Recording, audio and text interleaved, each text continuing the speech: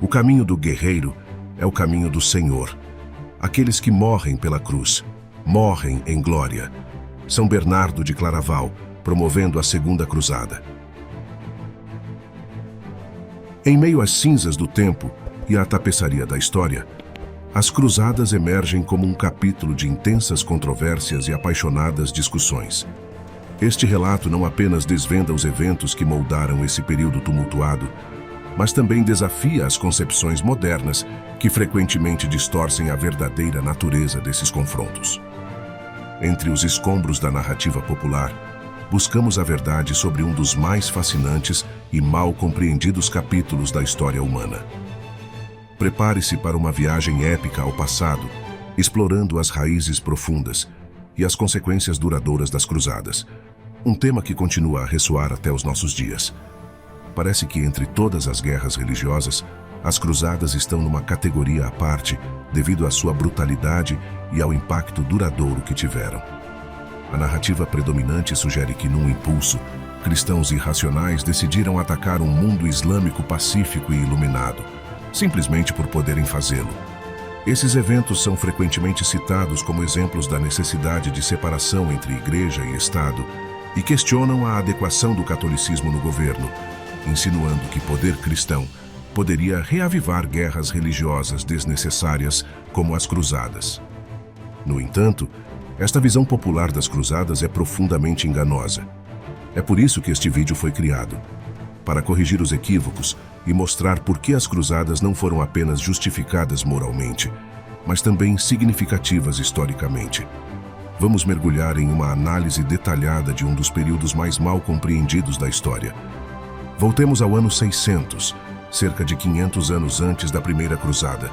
Aqui, o cristianismo já havia se espalhado amplamente após a legalização por Constantino, o Grande, com o Édito de Milão. Este mapa mostra as áreas onde o cristianismo se tornou a religião dominante, incluindo o Oriente Médio e o norte da África, regiões que hoje consideramos majoritariamente muçulmanas. Tudo mudou quando, na metade do século VII, um líder militar árabe emergiu na Península Arábica e começou a expandir seu território através da conquista, espalhando o Islã, diferente dos bárbaros na Europa, que adotaram o cristianismo. Naquela época, o Oriente Médio era dominado pelo Império Bizantino Cristão e pelo Império Sassânida Zoroastriano. Ambos tinham acabado de se enfraquecer mutuamente em uma longa guerra, deixando-os vulneráveis às invasões que se seguiram. Os bizantinos perderam territórios significativos como toda a África e o Levante, enquanto o Império Sassânida colapsou. A maior perda, porém, foi a Terra Santa. Até o ano 900, o Islã havia se expandido, conquistando territórios até a França e o sul da Itália. Não vamos julgar essa expansão agora. A conquista faz parte da história humana e o Islã seguiu esse padrão. Contudo, a ideia de jihad ou guerra santa levou isso a outro nível, com Maomé como um modelo de conquistador que tomou escravos, uma prática que continuou sendo comum no mundo islâmico até hoje. Independentemente da moralidade das conquistas islâmicas, elas foram, de fato, invasões que transformaram o mundo cristão. Cristãos em terras conquistadas tornaram-se cidadãos de segunda classe. Muitos foram escravizados, sujeitos a altos impostos como a jizya, e suas igrejas frequentemente fechadas por políticas islâmicas. Ao longo dos séculos, o cristianismo nessas áreas passou de uma grande maioria para uma pequena minoria. E pior ainda, a situação tornou-se mais grave com o tempo. O Mediterrâneo, outrora um centro vibrante de comércio graças aos romanos que haviam eliminado a pirataria e assegurado suas águas, enfrentou uma nova ameaça: a pirataria islâmica. Do norte da África e do Oriente Médio, muçulmanos transformaram essas águas em zonas de perigo, desmoronando a economia europeia e isolando a Europa durante quase 400 anos. O chamado período de ouro do Islã veio à custa da Europa e do cristianismo. Essa é a verdadeira razão pela qual muitos veem os anos 600 a 1000 como uma idade das trevas para a Europa. Estava literalmente cortada do resto do mundo e sob constante ameaça. Foi neste ambiente infernal que o cristianismo começou a reagir. Os primeiros sinais de uma cruzada apareceram em 846, quando muçulmanos saquearam São Pedro em Roma, após uma incursão pelo rio Tibre. Um sínodo na França convocou os soberanos cristãos a se unirem contra os inimigos de Cristo, e o Papa Leão IV prometeu recompensas celestiais àqueles que morressem lutando contra os muçulmanos. Mas foi por volta do ano 1000 que a situação escalou em várias frentes. No oeste, o Califado Islâmico de Córdoba, na Ibéria, começou a se expandir para o norte. Ele conquistou, queimou e escravizou em várias cidades cristãs, incluindo Barcelona e Leão. Foi essa campanha de expansão que finalmente provocou os reinos cristãos a lançar a reconquista para retomar a Ibéria do Islã. Mas se as coisas pareciam difíceis no cristianismo ocidental, estavam ainda piores no leste. No final dos anos 900, um grupo muçulmano da Ásia Central chamado Turcos Seljúcidas começou a migrar para a Anatólia. Em 1064, eles conquistaram completamente a Armênia e saquearam sua capital, Ani. A cidade nunca se recuperou dessa brutalidade e permanece uma ruína até hoje. Quase toda a população armênia teve que migrar para o sudeste, para a Cilícia, criando um novo reino chamado Armênia Ciliciana. Em outras palavras, o Islã tornou a pátria armênia inabitável. Os turcos então voltaram sua expansão para o Império Bizantino. Eles começaram a invadir a Anatólia Ocidental em massa. Os bizantinos tentaram lançar contra-ataques, mas foram finalmente derrotados na Batalha de Manzikert. Após essa derrota, os turcos começaram a migrar em massa para a Anatólia, alterando completamente sua demografia. Outra região do mundo cristão acabava de se tornar islâmica pela força.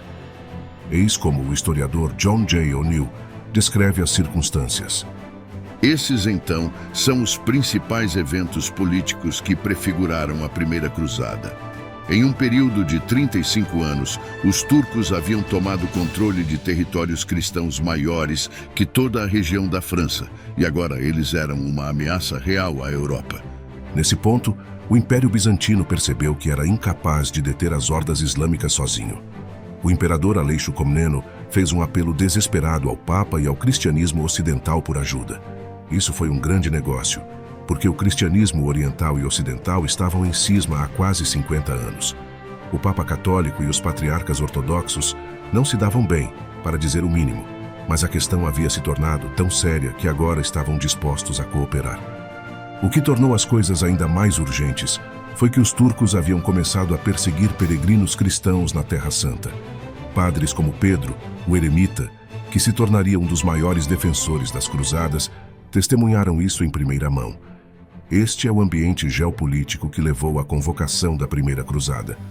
Agora, a Primeira Cruzada parece irrazoável quando você obtém todo esse outro contexto e informações? Isso é o que os europeus católicos sabiam sobre o Islã na véspera da Primeira Cruzada. Os muçulmanos eram inimigos de Cristo. Eles travaram guerras contra não combatentes e escravizaram mulheres e crianças. E haviam conquistado toda a Ibéria, Anatólia e ameaçavam França e Itália. Era importante que isso tudo acontecesse na virada do primeiro milênio. Naquela época, as elites da Europa finalmente começaram a ficar muito mais ricas e mais bem educadas. Estavam desenvolvendo uma compreensão muito mais forte da história e dos assuntos mundiais. A Europa estava mais segura e mais interconectada do que em qualquer momento desde o Império Romano. Eles estavam começando a entender verdadeiramente o quanto de dano o Islã havia feito ao mundo cristão e quanta ameaça civilizacional ele ainda representava. Todas as peças agora estavam no lugar para que as cruzadas fossem lançadas. Em 1905, o momento havia chegado. O Papa Urbano II convocou a Primeira Cruzada para retomar a Terra Santa e repelir o Islã. Seria a primeira de muitas. Um trecho do discurso de cruzada do Urbano diz: Seus irmãos que vivem no Oriente estão em urgente necessidade de sua ajuda, e vocês devem se apressar em dar-lhes a ajuda que lhes foi prometida. Os pagãos mataram muitos e destruíram igrejas e devastaram o Império Grego. Se você permitir que eles continuem impunes, os fiéis de Deus serão muito mais amplamente atacados por eles. Por essa razão, eu, ou melhor, o Senhor, imploro a vocês, como arautos de Cristo, para publicar isso em todos os lugares e persuadir todas as pessoas de qualquer posto a levar ajuda prontamente a esses cristãos e deixar suas brigas terminarem. Deixe a guerra cessar e deixe todas as dissensões e controvérsias adormecerem. É importante destacar como o discurso do Papa Urbano enfatizou não apenas a defesa do cristianismo, mas também o fim das guerras internas entre os reinos cristãos. O Papa vislumbrou uma irmandade internacional de católicos que lutavam não uns contra os outros, mas contra suas ameaças externas. De qualquer forma, o chamado para a cruzada foi extremamente bem recebido. A notícia se espalhou por toda a Europa como um incêndio. Dezenas de milhares de católicos fiéis em toda a Europa responderam ao chamado do Papa. Camponeses humildes, cavaleiros ambiciosos e até mesmo reis, franceses, ingleses, flamengos, alemães, pessoas de todas as esferas da vida e nacionalidades foram inspiradas a lutar pelo cristianismo. Não é realmente apreciado o quanto foi grandiosa essa mobilização. É realmente algo inteiramente único na história humana. A Igreja Católica havia criado uma rede multinacional que unia europeus de todas as faixas e etnias sob uma fé comum com objetivos comuns. Tantos europeus diferentes sendo unidos por uma religião e engajados em uma luta civilizacional em larga escala, não havia acontecido antes e não aconteceu desde então. O catolicismo alcançou o que centenas de outras religiões e ideologias não puderam, e talvez seja por isso que nosso sistema secular moderno demoniza as cruzadas ao olhar para trás. Agora, todas as cruzadas sempre correram da melhor forma possível? Não, claro que não. Algumas cruzadas foram enormes sucessos, como a Reconquista, enquanto outras foram falhas desastrosas, como a Quarta Cruzada. Mas mesmo as falhas são compreensíveis no contexto. Os cruzados estavam indo para o outro lado do mundo para lutar contra inimigos desconhecidos em seu próprio território. A logística das cruzadas sozinha foi um empreendimento monumental e, apesar de todos esses desafios, as forças cristãs ainda muitas vezes saíam por cima. A primeira cruzada só poderia realmente ser qualificada como um sucesso retumbante. Os cruzados derrotaram quase todos os exércitos muçulmanos que encontraram e capturaram Jerusalém pela primeira vez em centenas de anos. A Terra Santa estava de volta sob controle cristão. A primeira cruzada também estabeleceu estados cruzados que permaneceriam no Oriente Médio por mais um século. Uma cruzada fantástica foi a Sexta Cruzada. Jerusalém havia voltado às mãos muçulmanas, mas eles haviam começado a lutar entre si em uma guerra civil.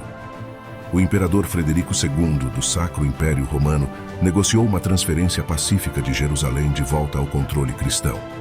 Jerusalém foi retomada sem uma única gota de sangue ser derramada, uma vitória diplomática decisiva, mesmo que os muçulmanos acabariam por retomá-la. Como você pode ver, durante esse período, era difícil para qualquer pessoa manter Jerusalém por muito tempo. No final, a cruzada garantiu o flanco ocidental do cristianismo e comprou mais 300 anos para seu flanco oriental.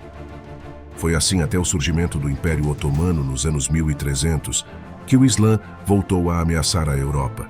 Mas mesmo quando isso aconteceu, os cruzados mais uma vez saíram para detê-los. A Cruzada de Nicópolis e a Cruzada de Varna são dois grandes exemplos disso. Embora eles não tenham conseguido deter os otomanos, eles mostraram que o cristianismo ainda era capaz de se unir para combater ameaças comuns em nome de Deus.